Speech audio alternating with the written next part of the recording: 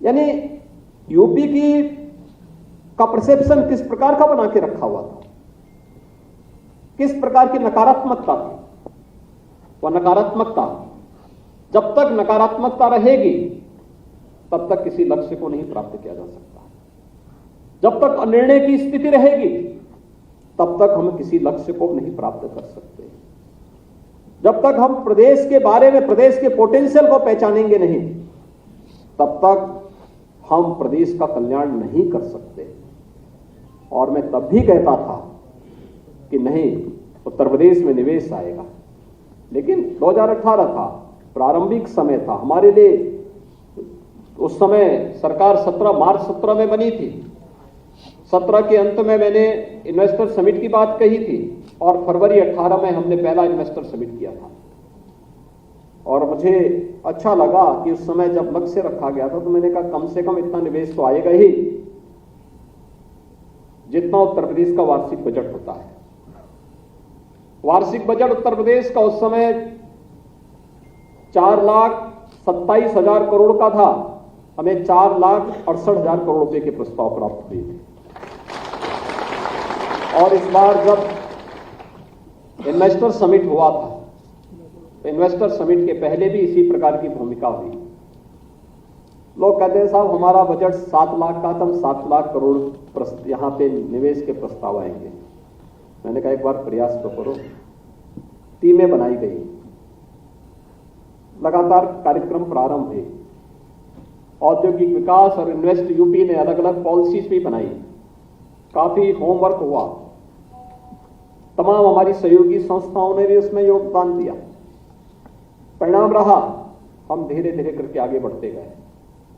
और इस बार आपने देखा होगा इन्वेस्टर समिट कैसे होना चाहिए, उत्तर प्रदेश ने एक मानक तय कर दिया। 35 लाख करोड़ रुपए के प्रस्ताव उत्तर प्रदेश जैसे राज्य में।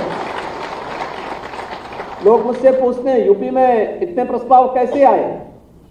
मैंने कहा यूपी उस लायक है कि इतने प्रस्ताव आने चाहिए थे और आए।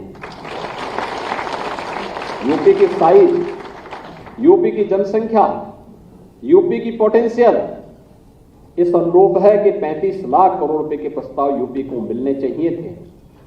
बहुत सारे लोगों को लगता था कि आंकड़े फेक हैं। उन लोगों ने अपने तरीके से उस पर काम करना शुरू किया और बाद में फिर 5वें दिन 7वें दिन मुझे फोन करके बोलते थे नहीं साहब हमें अच्छा लगा कि ऑर्गेनिक है। मैंने कहा यहां इनऑर्गेनिक कुछ होता ही नहीं, जो भी होता ऑर्गेनिक ही होता है।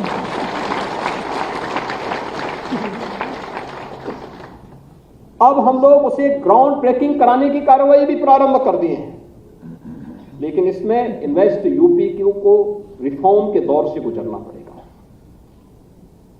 औद्योगिक विकास में और भी रिफॉर्म करने पड़ेंगे।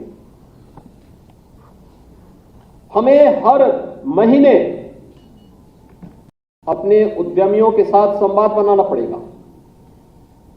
देश और दुनिया के हर एक उद्यमी के साथ हमारा एक मित्रवत संवाद होना चाहिए और इस प्रदेश के अंदर आने वाले जितने भी उद्यमी होंगे, निवेश के हर प्रस्ताव को हम जमीनी धरातल पर उतार सकें, इसके लिए हम लोगों ने टेक्नोलॉजी का उपयोग किया। निवेश सारथी बनाया, निवेश मित्र बनाया, इंसेंटिव मॉनिटरिंग के लिए भी एक सिस्टम यहां पर तैयार किया गया है। लेकिन केवल सॉफ्टवेयर बनाने से नहीं काम चलेगा, उसको प्रभावी ढंग से जमीनी धरातल पर दिखना भी चाहिए उसका परिणाम। जैसे आज इंसेंटिव वितरण 232 करोड़ रुपए के इंसेंटिव वितरण उद्यमियों को आज यहां पर दिए। किसी उद्यमी को कार्यालयों के चक्कर न लगाना पड़ेगा। छोटी छोटी बातों के लिए हमें रिफॉर्म करने की तैयारी करनी चाहिए। जो ईज ऑफ डूइंग बिजनेस के मार्ग में बाधक है उसमें हमें कहीं ना कहीं रिफॉर्म करने की तैयारी करनी चाहिए, चाहे वे राजस्व से जुड़े हुए मामले हों, चाहे वह पॉल्यूशन से जुड़े हुए मामले हों। अब ये डे टू डे से जुड़े हुए उन मामलों का समाधान होना चाहिए और उस दिशा में बेहतर प्रयास को आगे बढ़ाने की दिशा में विगत 6 वर्ष के अंदर जो कदम उठाए गए हैं आज उसके परिणाम हम सबके सामने हैं। और मैं आप सभी नवनियुक्त उद्यमी मित्रों से ही अपील करूंगा कि आपको अपने आप को साबित करने का एक अवसर मिलेगा ही। दोनों अवसर होंगे। आपको लालच भी देने का प्रयास होगा, आपके मनोबल को तोड़ने का प्रयास भी होगा, लेकिन इन दोनों परिस्थितियों में बिना डिगे, बिना बहके और बिना झुके आपको प्रदेश की 25 करोड़ जनता को ध्यान में रख करके और उत्तर प्रदेश को $1 ट्रिलियन की इकोनॉमी और देश की सबसे बड़ी अर्थव्यवस्था के रूप में स्थापित करने के लक्ष्य में अपने योगदान को रेखांकित करते हुए कार्य करना है। वही आपके मूल्यांकन का सबसे बड़ा आधार होगा। कुछ लोग अथॉरिटी में काम करेंगे, कुछ लोग यूपी सीडा के साथ मिलकर काम करेंगे, कुछ लोग औद्योगिक विकास में काम करेंगे, कुछ लोग अलग अलग जनपदों में जो हमारी अथॉरिटी है वहां पर जाके कार्य करेंगे, कुछ लोगों को अलग अलग क्षेत्रों में उनको कार्य करने का अवसर प्राप्त होगा। अच्छा होगा कि प्रतिमाह हर जनपद में हमारे औद्योगिक विकास से जुड़े हुए वहां पर उद्यमियों के साथ जिलाधिकारी और मंडलायुक्त की बैठकें होती हैं। हमारा प्रयास होना चाहिए कि उस समय जो मुद्दे आते हैं आप लोग चुपचाप बैठ के देखना है। जो मुद्दे आते हैं उसको नोट कर लिया, उस उद्यमी के फोन नंबर को भी नोट कर लिया। फिर प्रयास होना चाहिए जिससे संबंधित मामला उनसे कहकर कि ये मामला आया है, इसका आप समाधान एक समय सीमा के अंदर करिए। अगर वो कहता है कर लिया तो उस उद्यमी से बात कर लिया कि आपकी समस्या थी, क्या इसका समाधान हुआ कि नहीं हुआ। नहीं हुआ है, आपका कार्य है फिर यहां पर ऊपर की इकाई में बताना कि फलानी बैठक में ये मुद्दा उठा था लेकिन अब तक समाधान नहीं हो पाया है, इसके लिए हमें क्या करना। इसके बारे में अगर शासन इसका संज्ञान लेकर के फलाने उद्यमी से बातचीत करके उसकी क्वेरीज को समाधान कर लेंगे तो ये है हमें ईज ऑफ डूइंग बिजनेस के इस कार्यक्रम को, इस लक्ष्य को आगे बढ़ाने में हम मदद कर सकते हैं।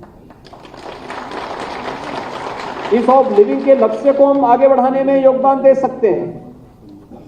प्रदेश के परसेप्शन को और बेहतर बनाने में हम योगदान दे सकते हैं।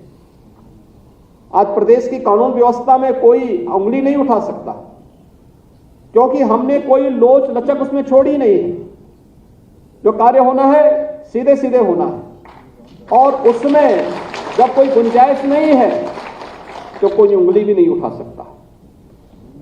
ऐसे ही औद्योगिक निवेश के क्षेत्र में भी हमें कोई गुंजाइश नहीं छोड़नी है।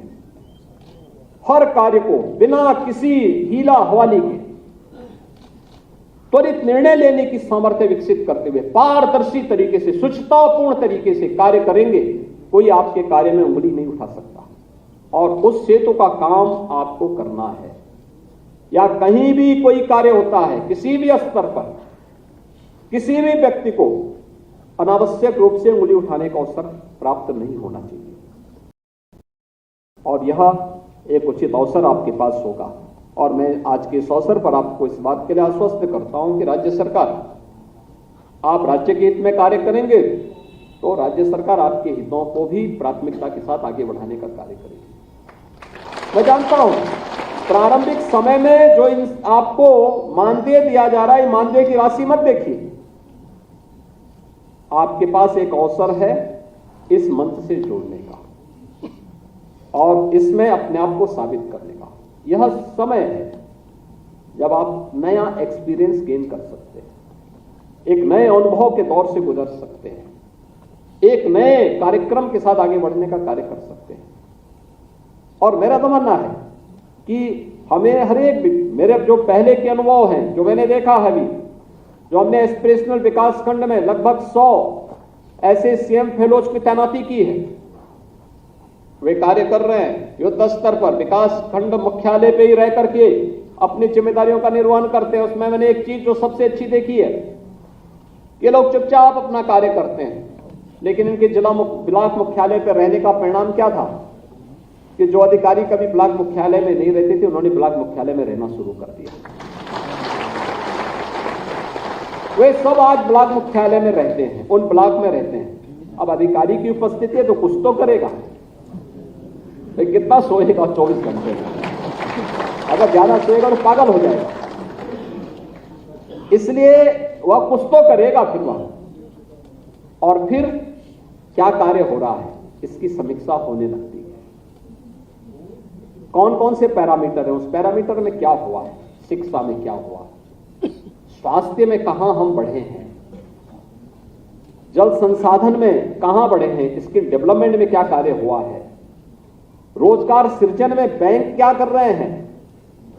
आज ये चीजें देखने को मिल रही है और मुझे लगता है कि एक सकारात्मक पहल है।